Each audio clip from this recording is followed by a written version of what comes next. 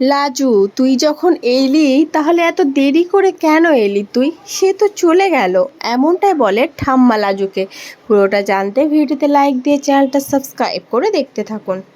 কোণে দেখালো সিরিয়ালের আগামী পর্বে আমরা দেখতে পাবো বনলতা সুদেবকে ফোন করে বলতে থাকে, আমি তোমার অ্যাকাউন্টে এখনই 15,000 টাকা পাঠাচ্ছি।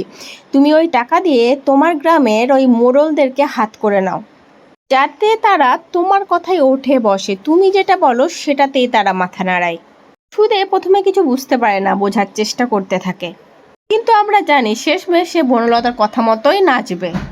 আর অন্যদিকে আমরা দেখতে পাই লাজু অনুভবকে নিয়ে সারা রাত ভাবতে থাকে যে খিটকিল আমার মনের কথাটা বুঝতে পারলো না।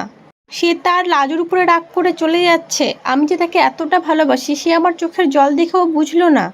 সে শুধুমাত্র আমার উপর অভিমান করে বাবা মা পুরো পরিবার ছেড়ে চলে যাচ্ছে। আমি কি কিছু করতে পারবো না? আমি কি সত্যি খিটকিলকে আটকাতে পারবো না? এই ভেবে সকাল হতে না হতেই সে ছুটে যায় অনুভবদের বাড়িতে। সেখানে ঠাম্মির সাথে দেখা হলে ঠাম্মি বলে, লাজু, তুই যখন এলি এত দেরি করে কেন এলি তুই? সে তো চলে গেছে, কৃষ্ণ দাদু ভাই চলে গেছে রে। এবার তুই তাকে কি করে আটকাবি? তুই তো তার নাগালই পাবি না। আর এই কথাটা শুনে লাজুর চোখে অঝোর ধারায় জল নেমে আসে। তো বন্ধুরা, কি মনে হচ্ছে লাজু কি আটকাতে পারবে অনুভবকে বিদেশ যাওয়া থেকে?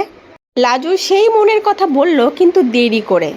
আসলে সে তার মনের সাথে যুদ্ধ করছিল। যুদ্ধ করতে করতে এখন ক্লান্ত হয়ে গেছে। সে বুঝতে পেরে গেছে তার মনের কথাটা এবার তার খিটকেলকে জানাতেই হবে, না হলে খিটকেলকে সে সারা জীবনের মতো হারিয়ে ফেলবে, যেটা লাজু কখনোই চায় না। কারণ অনুভবকে তো লাজু খুব ভালোবাসে, তাই না?